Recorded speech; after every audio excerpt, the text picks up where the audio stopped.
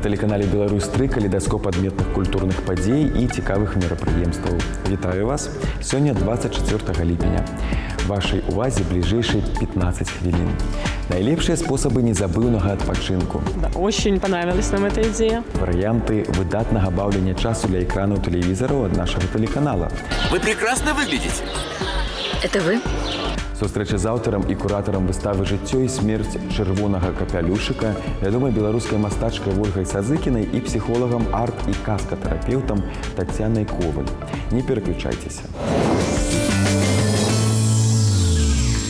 Пачнём агляд культурных падзей з анансавання дзейства, якое разгорнецца сёння ўвечары на сцэне сталічнага музычнага тэатра.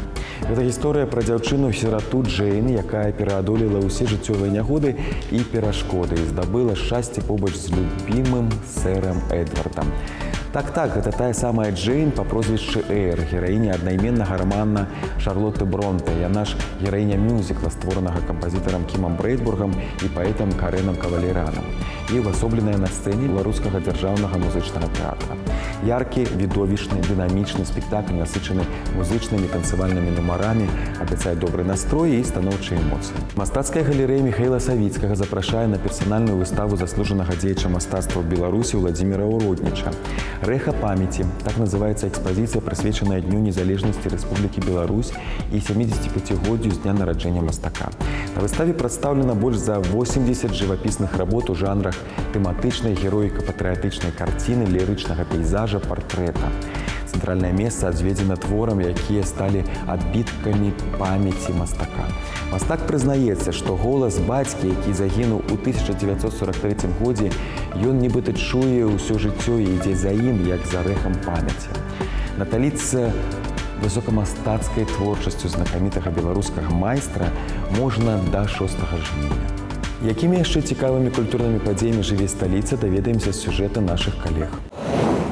У памяць пра вялікую творчасць кампазітара і ў падарунак усім гамельчанам. У горадзе над Сожам з'явілася незвычайная клумба-раяль. Яна размясцілася на адной з цэнтральных вуліц каля помніка Пятру Чайкоўскаму. Колер і аб'ём раялю надаюць некалькі дзясяткаў петуній, а ў вячэрні час незвычайны музычны інструмент асвятляюць тысячы светлавых дыёдаў. Акрамя таго, калі падысці да новага арт-аб'екту бліжэй, можна пачуць, як з яго даносіцца музыка. Гук адмыслова не рабілі занадта гучным, каб не перашкаджаць людзям, якія жывуць у суседніх дамах. Побач з раялем усталявалі лаўкі. Цяпер гэта адно з самых папулярных месцаў у горадзе для фото. Мы из интернета увидели, решили приехать, посмотреть. Очень красиво.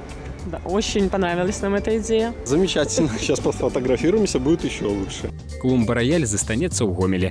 Гэта адзін з падарункаў да дня нараджэння горада. У гэтым годзе абласны цэнтр будзе адзначаць свой 875-й дзень нараджэння.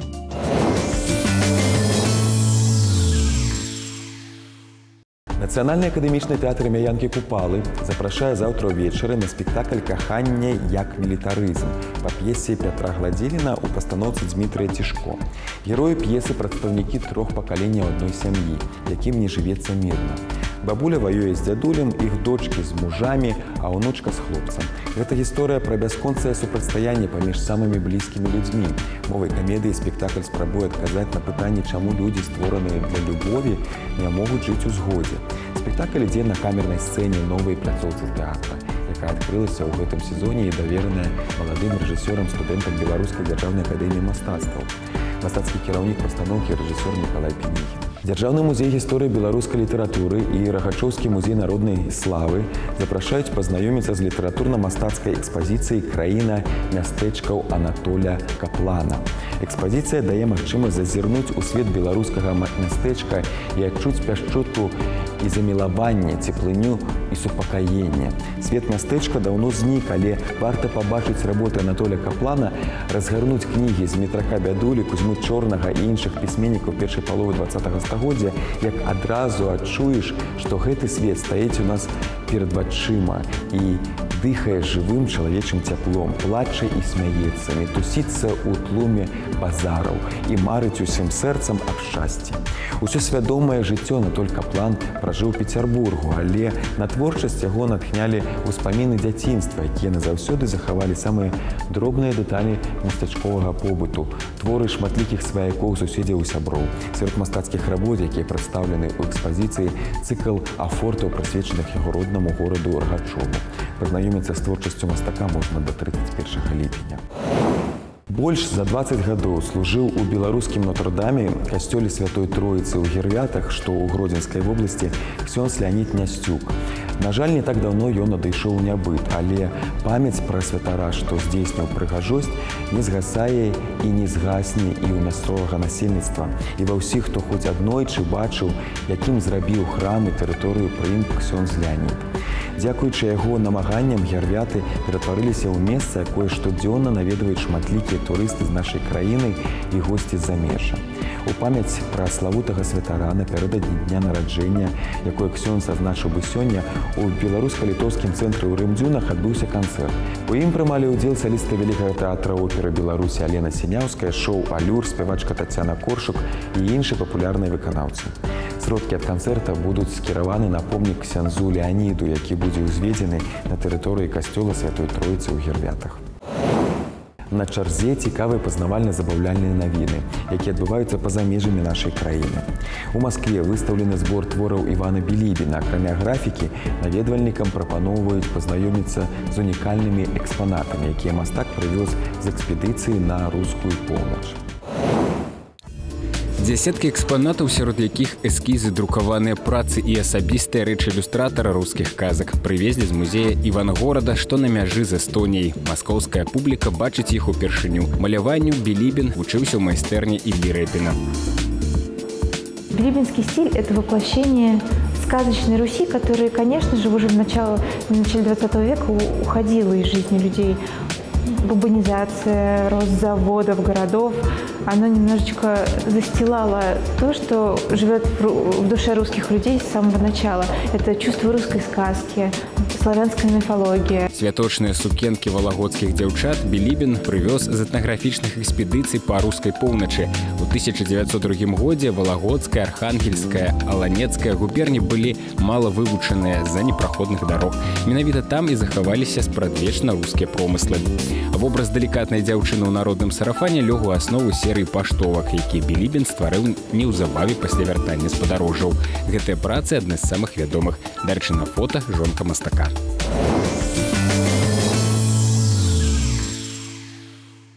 Марк Шагал «Колер любви». Так называется выстава, якая разгарнулася на плошчах Нацыянальнага мастацкага музея Рэспублікі Беларусь. На выставе прадстаўлены 24 літаграфіі з калекцыі музея Марка Шагала ў Віцебску і знакаміты партрэт мастака, пэндзля яго настаўніка Пэна са збору Нацыянальнага мастацкага музея Беларусі. Літаграфіі былі зроблены Шагалам пераважна ў 50-60-е гады мінулага стагоддзя як ілюстрацыі да розных выданняў, прысвечаных яму самому. Адсюль увесь найбагацейшы шэраг сюжэтных тэм, што адрознівае творчасць Шагала. Пейзажы Віцебска, Парыжа, закаханыя пары, маці і дзіця, фантастычныя істоты, сімвалічныя жывёлы, музыканты і вядомы вобраз самога майстра. Выстава «Марк Шагал. Колер любви» адкрывае юбілейны 130-й год з дня нараджэння Марка Шагала і заклікана стаць першай часткай года Шагала ў Нацыянальным мастацкім музеі Рэспублікі Беларусь. Выстава будзе экспанавацца да 15 верасня. Завтра, 25 ліпеня, на тэлеканале «Беларусь-3» адбудзецца паказ першай серыі біяграфічнай драмы «Зоя» рэжысёра Віталя Паўлава. 10 снежня 1981 года Маскву аблятае страшная вестка. У сваёй кватэры забітая вядомая актрыса Зоя Фядотава.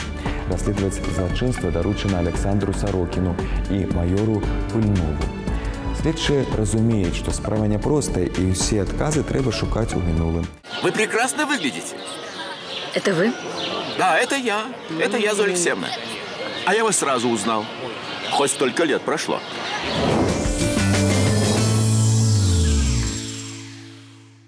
Пазнаёміцца з творчасцю слынных польскіх мастакоў ёсць магчымасць, наведаўшы выставу «Майстры польскага малюнка», якая працуе ў Нацыянальным мастацкім музеі Рэспублікі Беларусь. На патрэбы прэзентаванай выставы былі ўзяты дзве калекцыі з Падляшскага музея ў Беластоку і акружнога музея ў Сувалках. Атрымліваючы асалоду ад вытанчанага мастацтва малюнка, варта суаднесці яго з жывапіснымі творамі майстроў. Прадстаўленая выстава запрашэнне да такога аналізу, які можа стаць нязвычнай інтэлектуальнай і эстэтычнай прыгодай. Наведаць выставу «Майстры польскага малюнка» можна да 20 верасня. Памяці заслужанага архітэктара Беларусі, лаўрэата Ленінскай прэміі, двойчы лаўрэата Дзяржаўнай прэміі Рэспублікі Беларусь, лаўрэата многіх прэстыжных конкурсаў і аглядаў архітэктурных работ, акадэміка Міжнароднай і Беларускай акадэміі архітэктуры, аднаго з аўтараў мемарыяльнага комплекса «Хатынь» Леаніда Левіна, прысвечаны чарговы выпуск аўтарскай праграмы Александра Дамарацкага «Святло далёкай зоркі». У гледача будзе магчымасць паслухаць успаміны пра таленавітага чалавека, людзей, якія яго добра ведалі, якія з ім працавалі, і такім чынам больш даведацца пра асобу, якая паспела зарабіць шмат для развіцця беларускай архітэктуры. Глядзіце праграму заўтра, 25 ліпеня. В творческой жизни он был энергичный, идей было море.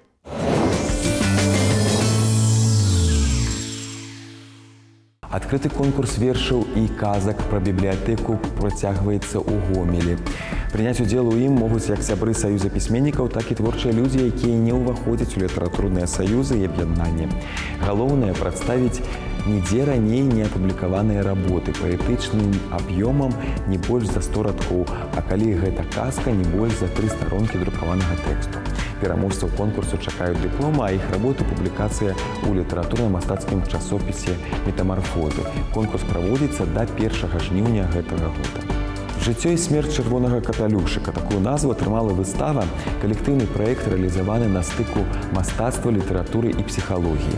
Падрабязнасці даволі незвычайнага праекта даведаемся ад аўтара і куратара выставы, вядомай беларускай мастачкі Вольгі Сазыкінай і псіхолага і і каскатэрапeuta Татьяны Коваль. Здравствуйте, Татьяна. Ольга, вы, в частности, известный художник в нашей стране, но здесь выступаете как автор идеи и куратор. В последнее время я много уделяю внимания преподавательской деятельности. Это тоже очень креативные задачи, и они помогают мне тоже реализоваться как автор. Поэтому я сделала проект-эксперимент. Эта группа состоит из непрофессиональных художников, которые учились рисовать комикс как таковой, с чисто художественными задачами. Это было обсуждение, это был поиск графического языка, ракурсы, эффекты глубины, которые в комиксе обязательны. И я заметила, что каждый начал фантазировать. Сюжет остается, «Красная шапочка». Он был выбран для того, чтобы сузить задачу. Тем более, что я попросила их сделать акцент на аксессуарах. Это не обязательно красная шапочка, а какой-то предмет, который им наиболее важен. Красные колготки. Уже можно догадаться, о чем может пойти речь. Красные туфельки, красное сердечко, красные яблочки. Сюжеты стали меняться, и каждый стал придумывать свою собственную историю. И совершенно очевидно рассказывать темы своей собственной жизни. То есть появился вот этот психологический подтекст и глубина. Работы отражают больше психологическую составляющую внутренней жизни авторов. Был задан одноименный сюжет. У них уже в названии происходила трансформация классического сюжета. У кого-то красная шапочка превратилась в красные колготки, у кого-то она превратилась в красные туфельки. И человек стал воспроизводить события или героев из своей реальной жизни. Когда организуется художественная выставка, и вы приглашаете психолога, это для того, чтобы понять, что у ваших авторов все хорошо с психикой? Не совсем так.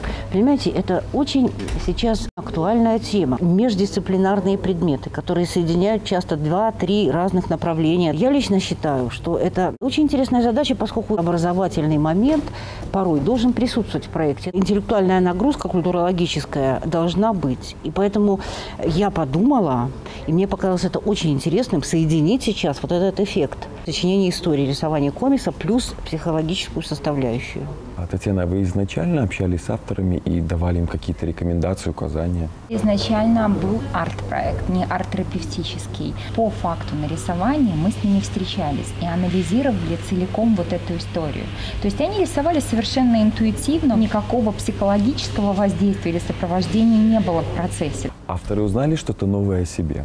Конечно, там мощный диагностический материал для каждого из них. У кого-то обострился внутриличностный конфликт, у кого-то это какая-то базовая потребность, которую он никак не может удовлетворить, это очень сильно нарушает его качество жизни, он не понимал, в чем эта проблема. Ну, то есть там много такой не просто диагностической, еще и психотерапевтической составляющей, потому что если комикс состоит из 10 слайдов, на сегодняшний день актуальное состояние человека на слайде 6, но он уже прорисовал возможность разрешения конфликта в будущем.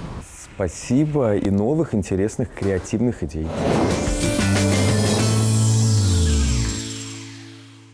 На сёння гэта ўсё. Глядзіце калейдаскоп навін культуры не толькі на тэлеканале Беларусь 3, але і на нашым YouTube-канале. До сустрэчы.